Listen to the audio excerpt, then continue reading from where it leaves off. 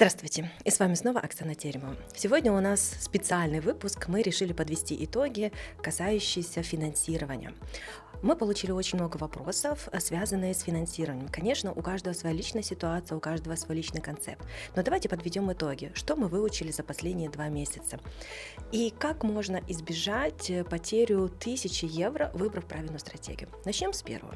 Какие же виды финансирования есть в Германии? Например, самый классический вид финансирования – это Annuitätsdarlehen. Annuitätsdarlehen в классическом своем виде говорит о том, что в месяц мы платим одинаковый платеж, в котором фиксируется процентная ставка минимум на 10 лет в основном, или на 15, или на 20, но в основном классика идет 10 лет, к этому мы сейчас вернемся, и какую-то часть кредита, так называемый Tilgung, мы отдаем каждый месяц. Наружу эта сумма всегда одинакова, внутри она процентуально меняется, то есть цинзен внутри постоянно становится меньше, а тело кредита увеличится, так как мы проценты платим всегда на остаток кредита.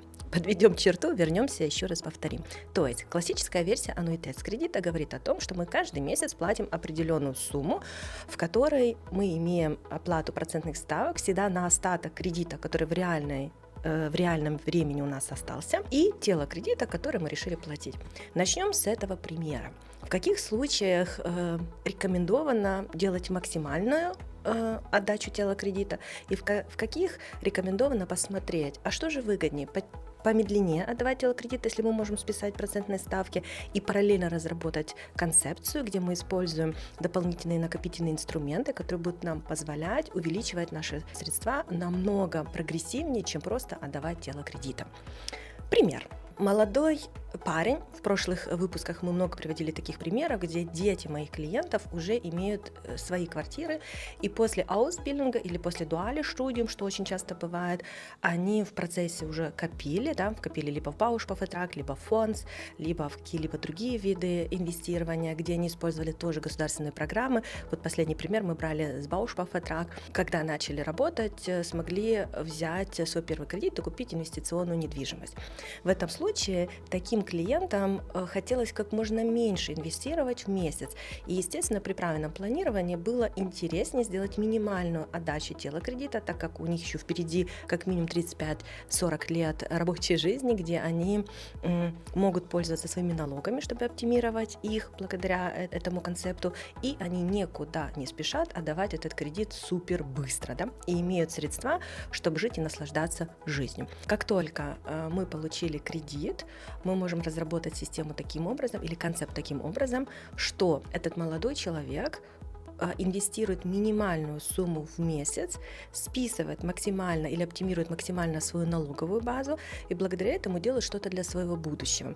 И еще то, что мы выучили в предыдущих программах, когда он через несколько лет активной рабочей жизни захочет купить что-то для себя, либо захочет жениться и купить собственное гнездышко, в его шуфе тот факт, что он уже имеет инвестиционную квартиру и регулярно ее платит, приносит большие бонус-пункты по новой шуфа-системе. Поэтому, если мы вернемся к первому примеру, где аннуитетс-кредит, который фиксирует наружу минимум на 10 лет месячный платеж, что является достаточно стабильной суммой для планирования, где клиент выбирает концепцию, буду я управлять объектом сам или буду я управлять через беззаботный концепт, если для кого-то важно, чтобы и растраты были очень прогнозированные. В этом случае клиент не спешит отдавать тело кредита очень быстро, что позволяет ему иметь месячные дополнительные свободные деньги для того, чтобы разработать концепцию более тщательно. Если остаться на этом же примере, но углубиться с продуктом Bausparvertrag. После последних выпусков было очень много позитивных и негативных отзывов. Почему? Потому что есть так называемое немецкое выражение Halbwissen. Что это значит? Что Bausparvertrag – это очень обширный продукт, который можно использовать как вид накопления. Некоторые Bausparkassen дают от процента даже до 3,5% просто как вид накопления. Этот вид накопления считается очень надежным, потому что он приравнивается к тому, что деньги лежат у вас на счету. Но на самом деле это не настолько интересно, как вид накопления, инвестировать в Bausparvertrag. Более интересно инвестировать в Bausparvertrag как вид накопления средств не с целью заработать, а с целью использовать льготные программы и в будущем сегодня зафиксировать себе уже дешевую процентную ставку для будущего. Что это означает? На примере, который мы делали в прошлой программе, наш клиент, который в фазе Ausbildung, то есть фазе обучения. Конкретный пример на Airbus, да, это большой концерн, который также датирует так называемый Vermögenswirksame Leistung, где клиент мог собирать себе в копилочку средства и получить в будущем более дешевый кредит, если ему не хватает, собственно, капитала, к примеру, либо более дешевый кредит, взяв через Bausparkasse основной кредит на покупку всего жилья. И что очень важно, что даже в фазе кредитования он дальше получает свои бонусы от работодателя, свои бонусы от государства и свою копилочку пассивно дополнительно копит определенный капитал. Поэтому очень важно грамотно распределять и подбирать именно ту концепцию, которая интересна именно этим людям. Если останемся опять же на Bausparvertragах, клиенты, которые приобрели 1, 2, 3 квартиры или приобрели для себя большой объект, и у которых при финансировании через 4-5 лет еще очень большой остаток по кредиту, они могут немножко распределить и уже сегодня зафиксировать себе процентную ставку от 0,95 до 2,45. Да? И этот продукт подходит идеально в этом случае, потому что он служит не для того, чтобы, грубо говоря, откладывая какую-то сумму, обогатиться в год, а для того, чтобы зафиксировать себе супер дешевую процентную ставку при финансировании на определенную сумму, допустим, 100-200 тысяч, да, в зависимости от концепции. Это очень важно для тех, кто любит безопасность. Вид финансирования, аннуитет-кредит, классический вид финансирования, когда мы покупаем для себя. Что можно здесь учесть или подвести черту из того, что мы выучили в прошлых передачах? Первое. Если мы возьмем пример Шлезвиг-Хольштайн, то в Шлезвиг-Хольштайн есть банк, который выдает льготные кредиты по различным программам. Будет это 124-я программа, когда клиент покупает первое жилье для себя. Будет это 298-я, 261-я программа, связанная с финансированием очень экономичного жилья, где можно от 100 до 150 тысяч получить льготный кредит в сочетании с этими объектами. В этом случае, естественно, берется льготная программа, допустим, 124, для того, чтобы для банка клиент выглядел как можно надежнее.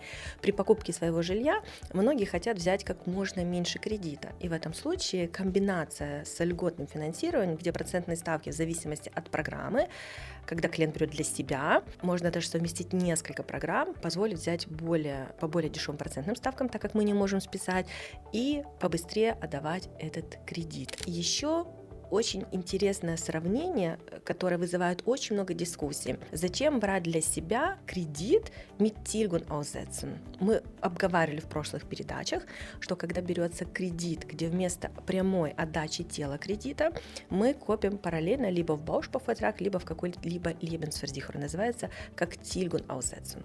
Но в некоторых случаях, когда клиенты уже не совсем молодые, а, допустим, от 50-55 лет и хотят все-таки купить свое жилье, опять же, останемся на Шлезвиг-Хольштайн, приведя пример, или даже инвестиционное жилье, когда мы работаем, допустим, с Deutsche Sparkasse, то Deutsche Sparkasse очень хорошо работает с льготными программами. Что это означает? Что льготная программа идет как безопасность в Grundbuch на второе место.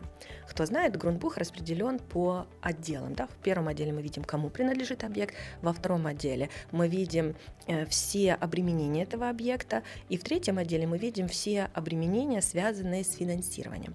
Вот. И зная такие тонкости, первый ранг – это тот, кто получит деньги в первую очередь, если что-то произойдет. Второй, третий и даже иногда четвертый ранг можно еще брать кредит и вносить обременения в Grundbuch. Если мы вернемся к этому маленькому сравнению и возьмем сочетание какой-либо льготной программы, которая уйдет на второй ранг, и, к примеру, Deutsche Sparkasse уйдет на первый ранг, благодаря этому клиент может получить в разы дешевле процентные ставки, он может зафиксировать себе, допустим, уже через 15-20 лет на остаток основного кредита очень маленькие процентные ставки, и благодаря сочетанию льготного кредита понизить еще основную процентную ставку. И что очень важно, с этого месяца произошла небольшая реформа, допустим, в этой шпаркассе, которая говорит, что люди, которые хотят взять финансирование, либо перефинансировать свой старый кредит, и до 65 лет они могут перефинансировать, рассчитывая кредит минимум на 20 лет.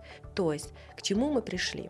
Что сегодня можно грамотно просчитать финансирование, используя программы, используя маленькие тонкости, которые мы сейчас выучили, взять дешевле кредит, КФЕ-программу, либо как для собственного пользования, либо как энергоэффициентность Gebäude. Благодаря этому получить очень дешевый кредит, и вместо аренды, даже если клиенту 55 лет, можно 30 лет его распределить, где клиент будет видеть с точностью до 1 евро, что ему будет стоить эта квартира, либо этот дом в финансировании. И этот платеж не обязательно должен быть космически большим, да, где человек не может ни жить, ни пить, не ездить в отпуск, и при малейшем каком-то волнении, потерял работу, корона, еще что-то, имеют огромные проблемы. Еще очень коротко мы проговорим о КФЕ программе. Мы уже очень много об этом говорили, но буквально 2 слова. Наш законодатель дает очень много льготных программ, по которым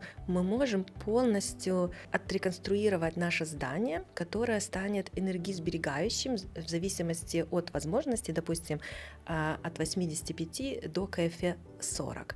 И благодаря этому мы можем получить не только дешевый кредит от 100 до 150 тысяч, а во многих случаях еще и 40, а в некоторых случаях еще больше процентов назад с льготного кредита. Также мы получили очень много вопросов, а на что обратить внимание, какие самые главные условия надо учесть. Первое.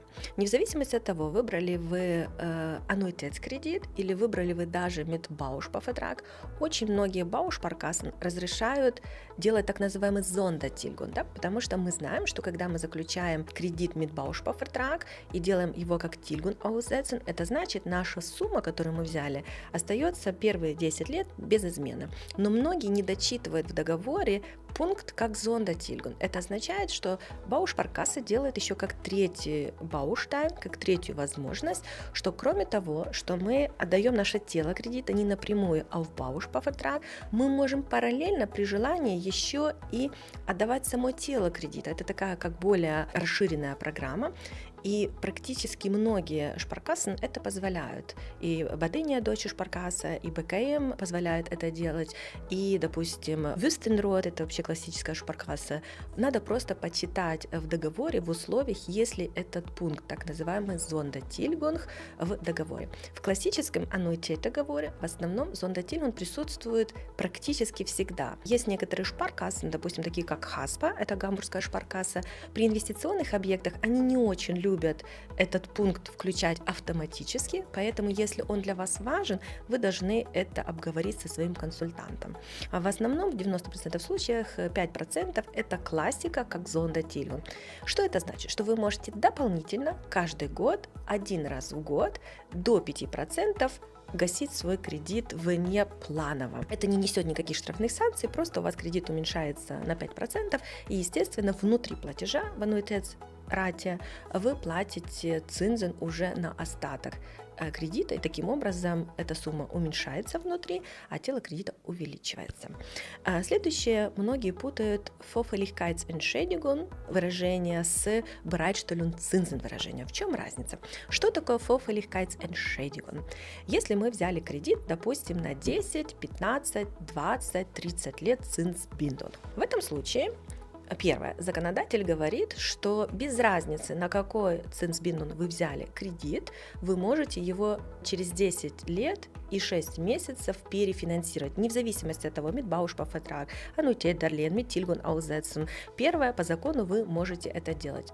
Целесообразно ли это в вашем случае, это второй вопрос, но вы можете это делать. Если, предположим, по каким-то причинам вы продали квартиру раньше, чем 10 лет, то тогда банк высчитывает по определенной формуле Vorfälligkeitsentschädigung. По-русски это можно перевести как штрафные проценты за то, что банк не дозаработал тот срок, который он планировал. И первая ошибка. Многие думают, что клиент должен заплатить, допустим, у него было 3,5% цинзен, он 5 лет их проплатил, Zinsbindung был на 10 лет, и клиент думает, окей, сейчас я должен еще 5 лет, 3,5% цинзен все перевести. Нет, это неправильный просчет. Правильный просчет посмотреть по соотношению с теми процентными ставками, которые были, допустим, 5 лет назад, как выглядит сейчас среднестатистическая процентная ставка именно в вашем банке. Вам достаточно написать короткое письмо в банк и попросить ваш банк просчитать предполагаемый Vorfälligkeitsentschädigung. Таким образом, банк просчитывает, допустим, 5 лет назад цинзен был допустим, 5%, сегодня 3,5%. Это означает, что банк недозаработал 1,5% 5 лет. И таким образом, по облегченной формуле мы можем уже прикинуть, сколько этот банк выставит вам Vorfälligkeitsentschädigung. В интернете есть очень много рехна, благодаря которым можно это высчитать. В основном в данный момент экономической ситуации Vorfälligkeitsentschädigung практически отсутствует. Почему? Потому что люди, которые покупали 6, 7, 8 лет назад, даже 5 лет назад, ценовая политика процентных ставок была между 0,6% и 2,5%. Сегодня ценовая политика процентных ставок колеблется от 3 до, можно даже сказать, 5% во многих случаях. Поэтому, естественно, Vorfälligkeitsentschädigung либо полностью отсутствует, либо он очень маленький. Окей, следующее выражение. Что такое Bereitstellungszinsen? Bereitstellungszinsen говорит о том, что банк выдал вам кредит. Допустим, вы взяли кредит на новострой, где вы определенное количество платежей, это может быть 5, это может быть 7, это может быть больше или меньше, выплачиваете свой кредит. И зачастую стройка в Германии проектировка, стройка длится больше, чем 12 месяцев. Классический вариант Vorfälligkeitsentschädigung – это от 6 до 12 месяцев. И иногда, даже от 3, можно сказать, от 3 до 12 месяцев, иногда вам достаточно только в банке спросить, а можно ли мне Vorfälligkeitsentschädigung, то есть этот срок, расширить, допустим, на 6 или на 12 месяцев. Если вы знаете, по какой-то причине выплата по вашему кредиту за ваш объект может затянуться из-за стройки, из-за каких-либо других ситуаций. Например, вы купили дом и договорились, что купили вы сегодня, а выплата будет происходить, допустим, в августе, когда клиенты, живущие еще в этом объекте, съедут. И по какой-то причине задержался съезд или что-либо произошло, и вы еще не забрали свои деньги, которые банк вам по договору Darlehensvertrag уже приготовил и сохраняет их у себя в банке до того момента, пока они вам понадобятся. И самая главная ошибка, особенно в новострое, что люди просто не спрашивают, что Vorfälligkeitsentschädigung абсолютно бесплатно в классическом варианте может быть продлен на 12 месяцев, но это надо заранее обговорить и зафиксировать в своем договоре. Подводим черту. Что такое Vorfälligkeitsentschädigung? Это когда мы получили кредит, но не изъяли всю свою сумму, допустим, получили 100 тысяч, а перевели только 80 тысяч, то на те 80 тысяч, которые мы перевели, мы платим цинзен, который у нас тут по договору, а те 20 тысяч, которые мы не забрали в этом примере, мы будем платить после пройденного срока, который у нас есть в договоре. Это может быть 3 месяца, 6 месяцев, 12 месяцев, даже 24 в некоторых банках, которые позволяют бесплатно хранить эти деньги. Если мы их не изъяли, то будем платить так называемый Vorfälligkeitsentschädigung. Поэтому совет. Если вы покупаете новострой, проконсультируйтесь со своим консультантом, со своим банковским консультантом, либо со своим Vermögensberater, насколько этот банк позволит взять срок для хранения неизъятого капитала из вашего договора.